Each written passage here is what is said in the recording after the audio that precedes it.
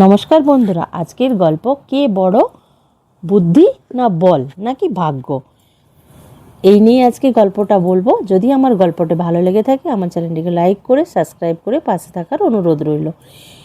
একদা স্বর্গলোকে এক বিরাট বিতর্ক শুরু হলো। দেবরাজ ইন্দ্রের সিংহাসনে ঠিক নিচে ত্রিশক্তির তিন প্রতিনিধি, দেবী লক্ষ্মী, দেবী সরস্বতী এবং স্বয়ং বজ্রধারী ইন্দ্র একে অপরের শ্রেষ্ঠত্ব নিয়ে তর্কমত্ত। দেবী লক্ষ্মী তার স্বর্ণ কমলে বসে বলেন, আমি সর্বশ্রেষ্ঠ, আমি যাকে কৃপা করি সে মুহূর্তের মধ্যে পথের ভিখারি থেকে রাজা হয়ে যায়। আমার বিন্দুমাত্রভাবে বিশ্বজুড়ে হাহাকার শুরু হয়। দেবী সরস্বতী বিনার তারে মৃদু আঘাত করে হেসে উত্তর দিলেন, না লক্ষ্মী, তুমি শুধু সুযোগ এনে দাও, কিন্তু সেই সুযোগকে কাজে লাগানোর বুদ্ধি না থাকলে তোমার সমস্ত ধনের লহমায় নষ্ট হয়ে যাবে। আমি জ্ঞানের পথ দেখাই, আর জ্ঞানই সমস্ত শক্তির উৎস। সবশেষে ইন্দ্র তার হাতে বজ্র উঁচিয়ে বললেন, তোমাদের দুজনের কোথায় মূল্যহীন, জগতে বলই শেষ কথা। আমি বজ্রের আঘাতে পাহাড় গুঁড়িয়ে দিতে পারি, আমার ভিত্তিকার শক্তি না থাকলে তোমরা দুজনে কেউ স্বর্গে টিকতে পারতে না। দীর্ঘদিন ধরে এই তর্কের কোনো সমাধান হচ্ছিল না। অবশেষে ব্রহ্মা এলেন এবং একটি সমাধান দিলেন। তিনি বললেন, তোমরা তিনজনে মর্তলোকে যাও, যেখানে এক সপ্তাহের জন্য তিনটি ভিন্ন রূপ নিয়ে বাস করো।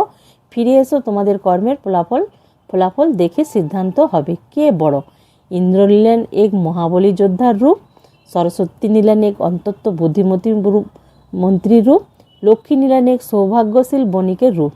যোদ্ধা ইন্দ্র এক ভয়ানক ডাকাতের দলের মুখোমুখি হলেন। তিনি একাই তাদের সবাইকে পরাস্ত করে এক বৃহত্তর গ্রামের মানুষকে বাঁচালেন। সবাই তারা জয়ধ্বনি করল। মন্ত্রী সরস্বতী এক অত্যাচারী রাজ্যে গেলেন। তিনি রাজাকে এমন বুদ্ধিমানের মতো পরামর্শ দিলেন যে রাজা তার অত্যাচার ছেড়ে দিলেন এবং রাজ্যকে এক সপ্তাহের মধ্যে শান্তি ও সমৃদ্ধির পথে নিয়ে এলেন। লক্ষ্মী, তিনি একটি পতিত জমিতে মাত্র সামান্য পুঁজি নিয়ে ব্যবসা শুরু করলেন। প্রথম দিনেই তিনি মাটিতে নিচে লুকানো এক বিশাল সোনার ঘোড়া পেলেন। কোনো পরিশ্রম বা বুদ্ধি না প্রয়োগ করেই কেবল ভাগ্যের জোরে তিনি সেই অঞ্চলের সবচেয়ে ধনী ব্যক্তি হয়ে উঠলেন। এক সপ্তাহ পর তিনজনেই স্বর্গ ফিরে এলেন।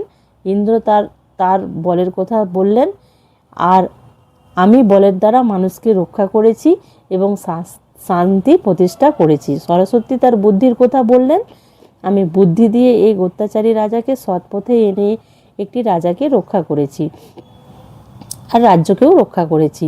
লক্ষ্মী হাসি মুখে বললেন, আমি কোনো সংগ্রাম করিনি, কোনো বুদ্ধিও খাটাইনি, শুধু আমার সৌভাগ্যের স্পর্শেই আমি মর্তলোকের সবচেয়ে ধনী ব্যক্তিকে পরিণত হলাম।